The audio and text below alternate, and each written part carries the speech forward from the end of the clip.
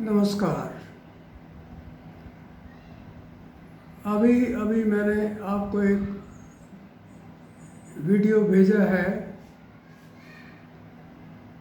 जो कि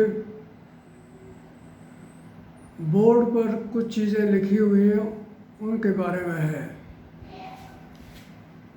ये चीज़ें आप देखें और उसके बाद ये जो अब वीडियो भेज रहा हूँ इसको समझें। ये दोनों मिलाकर आपको इस काबिल बनाएंगी कि आप इम्यूनिटी को समझ सकेंगे और इसको बढ़ा सकेंगे। तो आज का वीडियो सिर्फ इन दो बातों के लिए है। आप इम्यूनिटी को समझें और उसको बढ़ाने के लिए आपको कुछ करना पड़ेगा। सिर्फ सोचने से या सुनने से कुछ नहीं होगा। आप करोगे तो पाओगे, नहीं करोगे तो नहीं पाओगे। मेरी माँ एक अनपढ़ इंसान थी, लेकिन उनका एक पेट मुहावरा था कि मरना है तब जाके आपको स्वर्ग दिखेगा। उनका कहने का मतलब ये था कि करोगे तभी फल पाओगे, सोचने से नहीं। इसलिए सबसे पहले आइए समझें कि इम्यूनिटी हमारे शरीर के लिए कितनी ज़रूरी है। इम्यूनिटी एक हमारी सिस्टम की बहुत बड़ी ज़रूरत है, क्योंकि इसके बगैर जो हमारे शरीर में बीमारियां आती हैं या तकलीफ़ें आती हैं वो काबू में नहीं आ सकती। चाहे हम जो मर्ज़ी कर लें, जो मर्ज़ी दवाई खा लें, जब तक हमारे शरीर की इम्यूनिटी ठीक नहीं होगी हम उनसे छुटकारा नहीं पा सकते। ये पक्की बात है। अगर दवाइयों से बीमारियां ठीक होती तो लाखों करोड़ों लोग हर साल दुनिया में नहीं मरते। दवाइयाँ तो बहुत हैं लेकिन आदमी फिर भी मर जाते हैं।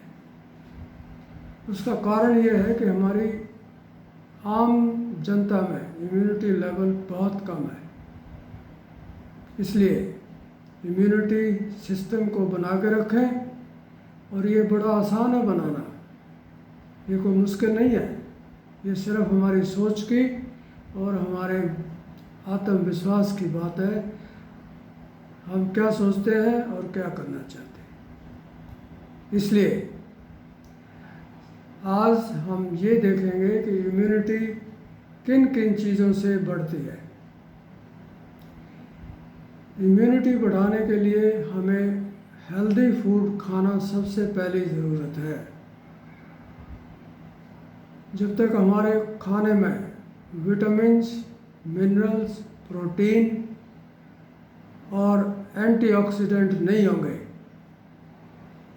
हमारी इम्यूनिटी बढ़ नहीं सकती, क्योंकि ये सारी चीज़ें इम्यूनिटी के लिए एक एनर्जी पैदा करने वाली चीज़ है।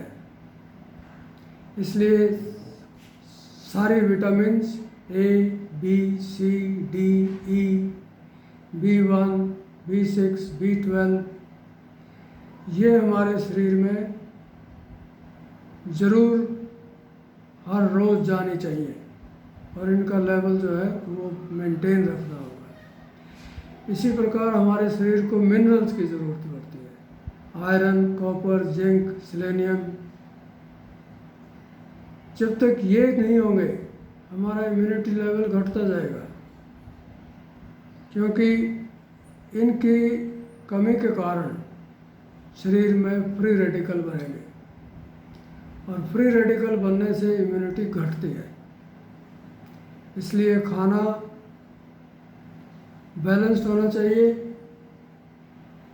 सारी चीज़ें वाला होना चाहिए, तभी जाके हम अपनी इम्यूनिटी को बढ़ा सकेंगे। बैलेंस फूड के लिए मैंने आपको पहले भी बताया है क्या खाना है क्या नहीं खाना। आप कच्ची सब्जियां खाएं, फल खाएं, स्प्राउटेड फूड खाएं और फिश फूड खाएं, सी फूड खाएं। इसलिए खाना बहुत ज़रूरी है। आज एक और बात मैं आपको बता रहा हूँ कि इम्यूनिटी बढ़ाने के लिए जो हम रोज़मर्रा खाने के साथ स्पाइसेस खाते हैं वो भी बहुत ज़रूरी है। स्पाइसेस ज़्यादा नहीं खाने चाहिए, तल के नहीं खाने चाहिए। सब्जियों में मिलाओ और उनको ज़्यादा पकाओ मत। वो मिलानी होती है, पकानी नहीं होती। पकाने की ज़रूरत नहीं है। सब्जी बनने के बाद भी उसमें डाल सकते हैं, लेकिन कुछ लोग स्वाद के गुलाम होते हैं, उनके लिए थोड़ा मुश्किल होगा। हमें अपने स्वाद को भूलना होगा, सेहत को ध्यान में रखना होगा। स्पाइसेस कौन कौन सी हैं? गार्लिक, क्लोव, क्यूमिन, अजवाइन, काली मिर्च, हरी मिर्च, लहसुन। गार्लिक मैंने पहले बता दिया, लहसुन, उसको हिंदी में लहसुन भी कहते हैं, और अदरक, सौंफ। ये सारी चीज़ें स्पाइसेस के अंडर आती है, स्पाइसेस के नाम से जानी जाती है। इनका सेवन थोड़ा करना होता है, लेकिन ज़रूरी है, ज़रूर करें। इसी प्रकार हमें अपने आप को स्ट्रेस से बचाना होगा। स्ट्रेस क्या होती है? बेचैनी।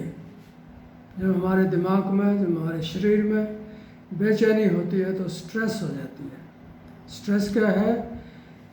ये अडेप्टिव इम्यूनिटी को ख़त्म करती है और इसके साथ साथ ये एक हार्मोन पैदा करती है जिसको कहते हैं कॉर्टिसोल। कॉर्टिसोल जो है वो इम्यूनिटी लेवल को घटा देता है और बीमारियों से लड़ने की क्षमता को कमज़ोर करता है। इसके साथ साथ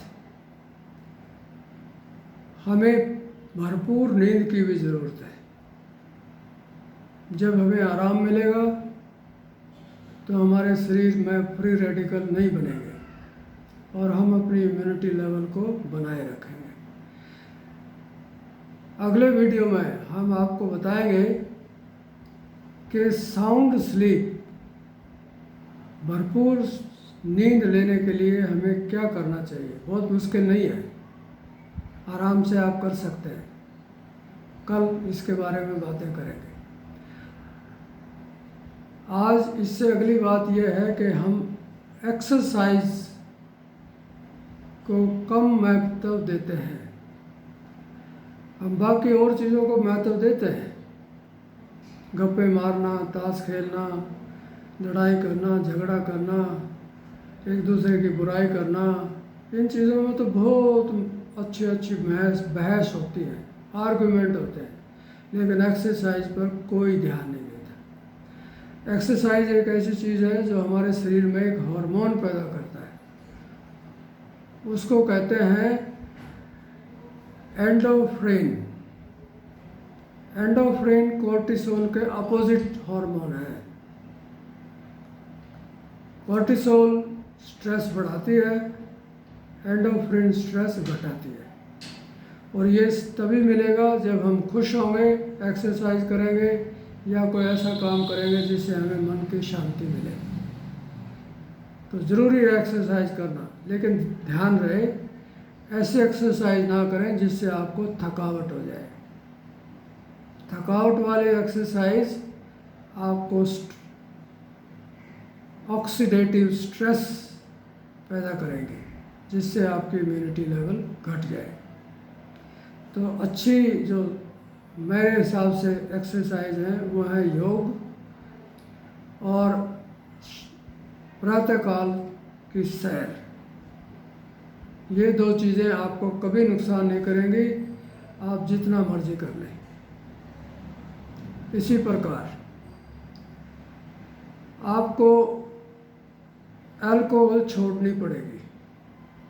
अल्कोहल इम्यूनिटी का सबसे बड़ा दुश्मन है, इसकी हमें ज़रूरत भी नहीं है। ये हमारे शरीर में लीवर को भी ख़राब करती है और उससे पाचन क्रिया भी खराब हो जाती है।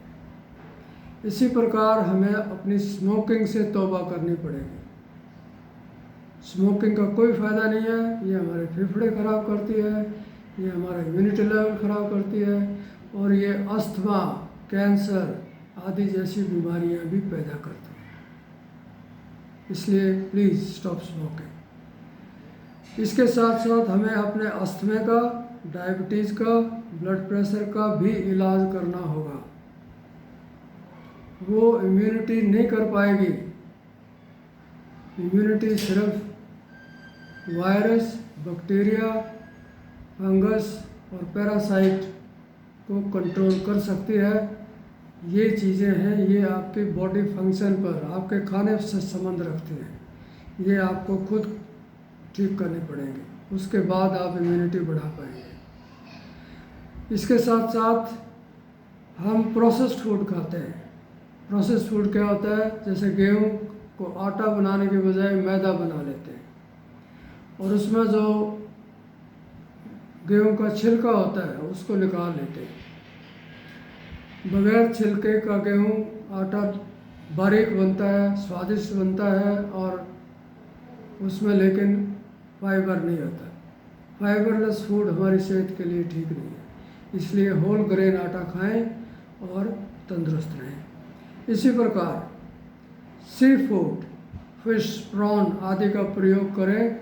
वो इम्यूनिटी बढ़ाने के लिए बहुत ही अच्छा खाना है और आपको आराम से मिल सकता है। आप अपने खेतों में भी और नहरों के पानी में भी मच्छी पालन कर सकते हैं और उसको खाएं, उससे आपकी इम्यूनिटी बढ़ जाएगी। आज की जो आखिरी सलाह है वो है बगैर किसी चीज़ के किए, बगैर कुछ खर्च किए आप दो चीज़ें करें। नंबर 1, दूसरे लोगों से प्यार करें, उनसे नफ़रत ना करें, चाहे वो आपका दुश्मन ही क्यों ना हो, नफ़रत ना करें। जो ही नफ़रत करते हो आपके शरीर में कोर्टिसोल पैदा हो जाता है और आपकी इम्यूनिटी ख़त्म हो जाती है।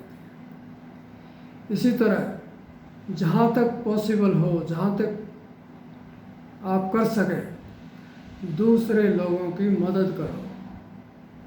मदद करने से आपके मन को शांति मिलेगी, खुशी मिलेगी और आपका इम्यूनिटी लेवल खुद ब खुद बढ़ जाएगा। इन चंद बातों के साथ आज हम अपना वीडियो यहीं समाप्त करते हैं। अगले वीडियो के लिए be happy, live healthy. Thank you.